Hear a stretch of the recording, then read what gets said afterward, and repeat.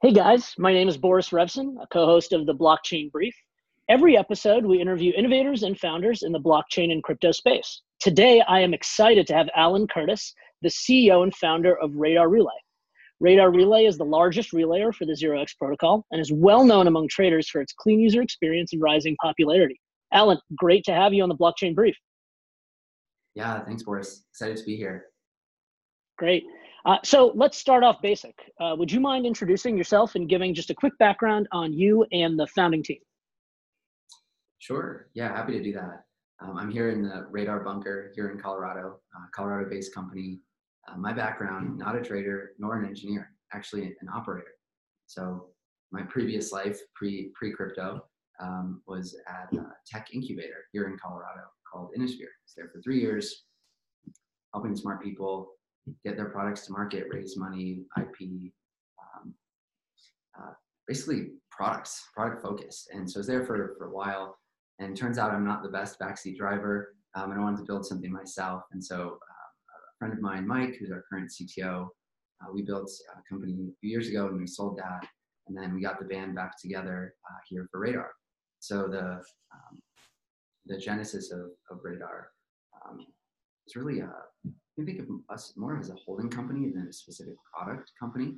Radar Relay is our first product of many. I think that's what this interview will be focused on.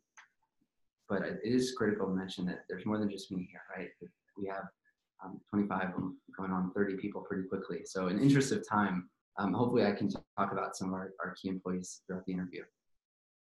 Great. And so why did you decide to get into crypto in general? Yeah. So I think there's some philosophical, existential questions about decentralization that get us really excited. For me personally, I've always gravitated towards the hardest possible problems. There's previous life, I was really interested and excited about healthcare, thinking through genetics. And when I came across crypto years ago, sort of love at first sight. Now our CTO, Mike, had been around the space since the space was born. And of course, went from Bitcoin to Ethereum. And then the third leg of the stool for us, somebody that is often in the background, Radar, is Caleb, who's our chief strategy officer. And Caleb was an advisor when Radar started, and we've been really fortunate that he transitioned out of Coinbase and into Radar. And he's responsible for most of our good creative product ideas. And so he was actually the one that knew the 0x team, read the white paper, had the idea for Radar. Great. And so I'm a trader, probably low volume on multiple exchanges, and I know so many problems that exist in the ecosystem, as do much of our audience. But what problem are you guys trying to solve? And can you describe a little bit of background on 0x2, because it's so important to your overall mission? Yeah, sure. Happy to do that. There's a lot of problems. So when Radar was born, it was just the July 2017 timeframe, and we really had a mission statement first. And before we had a product, before we had a design, and that's onboarding the world to the token economy. And there's so many different folks and different ideas of what the heck is the token economy. We have a very clear vision internally, and so we just needed to work backwards. In order to get there, what are the products, what are the milestones, what are the things, the pieces of infrastructure that need to be built? So we made this huge list. We still have it today. It's very much a part of our innovation roadmap, our product roadmap. And in order to do that onboarding, we need standardization and we need interoperability. Before we have any dApps or any widespread consumer use cases, we need to be able to move tokens, peer-to-peer, wallet-to-wallet, exchange tokens. And so we were thinking through how to build that. What does that UI look like? What is a customer journey? And then more importantly, what are those directional bets on standardization and interoperability that we need to build around? And that's how we found 0x. We were looking for a team or a standard that we could build on top of that we knew was going to be evergreen, here to stay. So 0x in a nutshell. Well, maybe before I describe 0x, I'll jump into what the heck is a relayer. And I'll keep it pretty high level, and Boris, you can tell me if you want to click down deeper. So we think of a relayer as just a bulletin board, just like you would use Craigslist to sell your couch. And you might meet some stranger in a parking lot, or somebody shows up to your house to exchange your couch. very similar, right? But instead of listing your couch on Radar, you're listing tokens. And instead of meeting in a random parking lot, you're meeting on the Ethereum blockchain.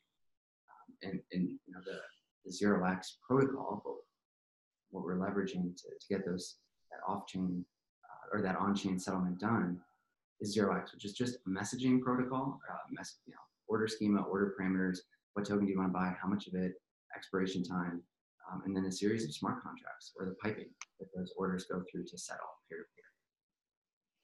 And so am I understanding correctly that 0x or ZRX, as it's known on many exchanges, can be used, the tokens themselves, to settle trades? Is that the primary utility of 0x? Yeah, so when we first connected with the 0x team a while back, we were excited about that, but to be honest, we're more enthralled and more excited about the ability to have true governance and some of the ideas that have been bouncing around in Will's head and 0x team's head for a while that are just starting to become public and will be a part of ongoing protocol improvements, V2, V3, et cetera. And so we think of it as governance. And so when you take this bet on interoperability and standardization and, you know, all these different relayers, of which I think there's a dozen, maybe a little bit less now, with all these different DApp participants building around the standard, you need a way to put your heads together and come up with solutions and think through protocol improvement. And that's where the 0x token shines, is as that form of governance to improve the standard, improve the smart contracts over time. And so we've talked a little bit about being a relayer. In many ways, that's similar to being a decentralized exchange. I would almost call it the next phase of many decentralized exchanges, which I know is a loaded term. Some call it non-custodial exchanges. What are the top benefits that our audience should know about using a relayer like Radar Relay versus a centralized exchange, let's say like a Binance or a Bittrex?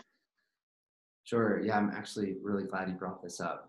This has been a construct or a category that's really near and dear to my heart, which is the relayer. So when we think about this progression or this evolution of exchange technology, you know, in the beginning, as crypto was starting to move, we needed very centralized exchanges. It made a lot of sense. The tech was new. We needed to coordinate our actions, adjudicate transactions. Totally made sense. And then escrow systems like smart contracts came into the mix, and you saw incredibly innovative teams like the EtherDelta team get out in front and build these truly decentralized smart contract-based exchanges. And then there was another spark, right, that lit the third evolution or the next progression, and that's the 0x protocol and relayers. So I like how you worded it, Boris, and that it's the next major step, and we agree. So we've worked really hard to carve out this category, design this category of a relayer. Of course, when you design a category, you design a narrative, you design a vocabulary, you design a problem, and you own the solution. So we've really worked hard to do that, and we've been joined, of course, by all the other relayers doing that 0x team. I think that the core benefits come down to the non-custodial nature. As you look at that progression, it's, you know, decreasing custody at each step of the way. And now, for the first time, all over the world, individuals can trade peer-to-peer, or in this case, wallet-to-wallet. And so we think, yeah, decentralization is important, and there's some technical reasons it's important, there's some philosophical reasons, but it's really about taking ownership and accountability and custody of your own funds. Got it. That's very clear in terms of the top most important reason that a lot of traders are starting to migrate to decentralized exchanges or relayers. That said, there's still an enormous amount of volume on the centralized exchanges.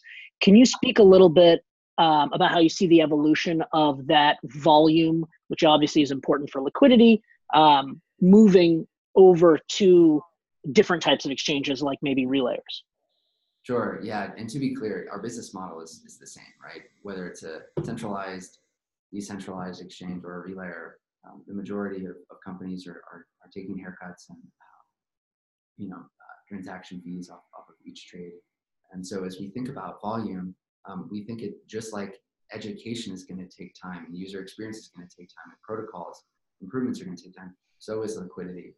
You know, we were never expecting to turn the lights on at Radar and all of a sudden be competing with the Binance of the world. Have done a tremendous job getting their centralized architecture set up well.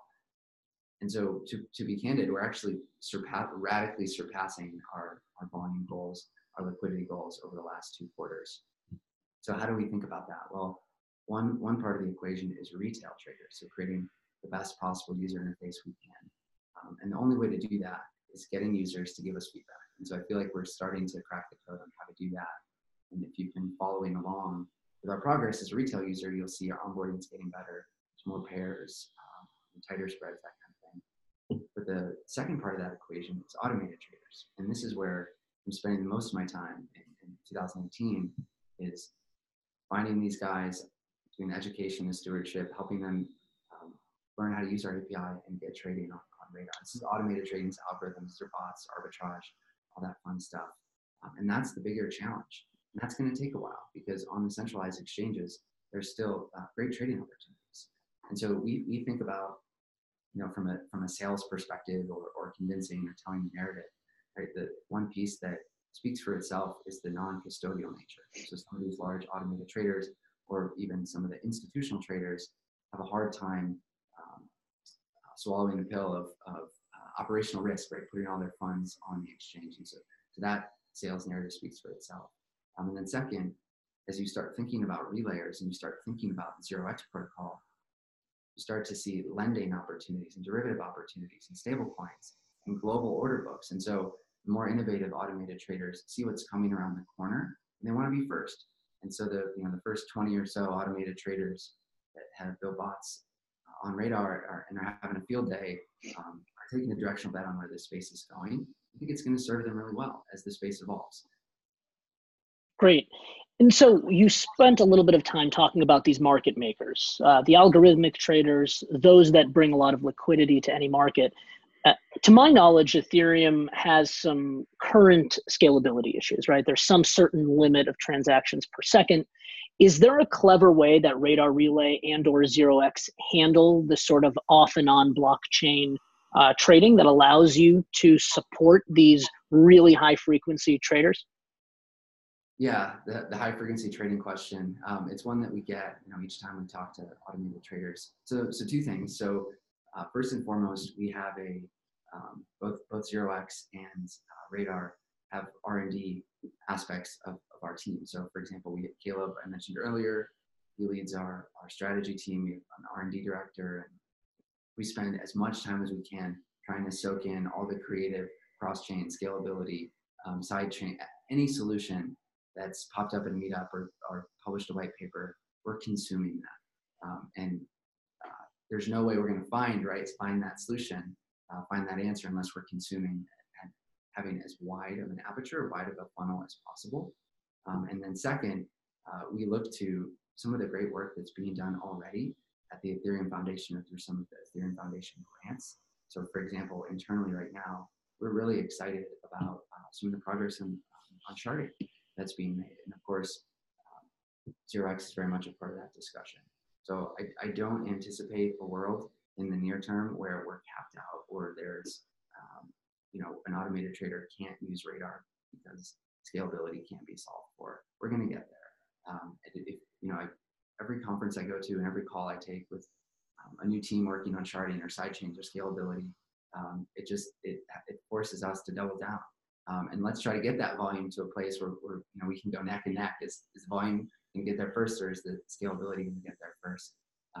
So we're feeling great about that personally. And I would welcome any listeners or readers, if there's any other exciting scaling protocols, send it our way, because we do work shoulder to shoulder with those groups that are actually doing the coding, the innovation to make it happen. So it's great to hear you talk about innovation in the space and helping projects succeed instead of necessarily peeling off and creating your own protocol. You guys didn't even do your own ICO. Can you talk to me a little bit about that? Because in a land of so many different blockchain projects, it seems like that's a really easy way to either get rich or raise a whole bunch of money. Tell me how you guys think about a Radar Relay ICO. Sure. Yeah, I think you did a good job of articulating the reasons why many of these token offerings are happening, right? Get rich or raise a lot of money. neither have anything to do with our core goal of onboarding the world to the token economy. Right, we're infrastructure builders. We're going to build a whole bunch of different things. It's starting out with a relayer, and I'm excited to announce some of the other things we're building, but stay tuned. Just as a quick plug, they're going well. Should be some announcements coming around the corner. So we didn't need to do either of those things, and we have a great protocol that we're already building on top of 0x. You can tell, I'm wearing their shirt around our office. We're big fans, and we couldn't envision a radar token, a radar coin that didn't radically duplicate efforts, mess up the network effects of what's already happened in this super vibrant 0x community. In terms of other products in the pipeline, I can't explicitly say we're never going to do a token, because we could find our way to a new niche where the network effects are solving the cold start problem with a token makes a lot of sense. But for the foreseeable future, for Radar Relay as a product, it doesn't make any sense pragmatically as infrastructure builders to launch that. So at the moment, it doesn't make sense for you to do your own ICO, but from my research on 0x Tracker and looking at some of your order books, you have helped other companies launch their token, or at least assist in launching their token. Is that a service that, I know you don't necessarily go out and sell the service, but is that something that you offer to some of these early stage blockchain companies? They can start by listing, if you will, on Radar Relay and sell their tokens that way? Yeah, let's talk about this concept of relayers as a platform or exchanges as a platform. So if you rewind the tape back to August when we were first launching, everything came to a grinding halt internally, so we could sort through our legal and compliance process of listing tokens. And so we actually have a full-time employee on our team, Connor, director of token analysis, who is tasked with all things tokens, all things compliance, and onboarding there. So anyways, everything came to a grinding halt, and we figured out what our compliance process was for tokens to be available on Radar. And we reached out, in the early days, we reached out to a handful of projects, walked them through that compliance process, and they're available on Radar. And then a switch was flipped somewhere where people found out about Radar, and now we get, dozens of new tokens a week or even a day emailing us asking for access to the platform. But we don't compromise that compliance process. That's why we have a full-time employee who does that. And so, whether if it's a token who's just launched or it's been around for years, it doesn't matter, it's going to be the same process. So I think your question is really around, are some new projects viewing Radar as a potential launch pad? Certainly, yeah, absolutely. And I think part of that is we're responsive, we have good customer support and visibility. Now, another part that nobody is talking about, which I'm happy to address, is the other compliance processes for some of the centralized exchanges.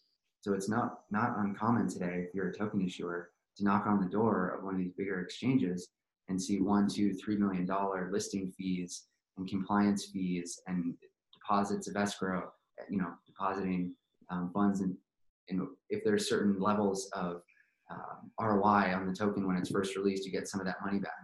There's some pretty questionable legal tactics that are used by other exchanges.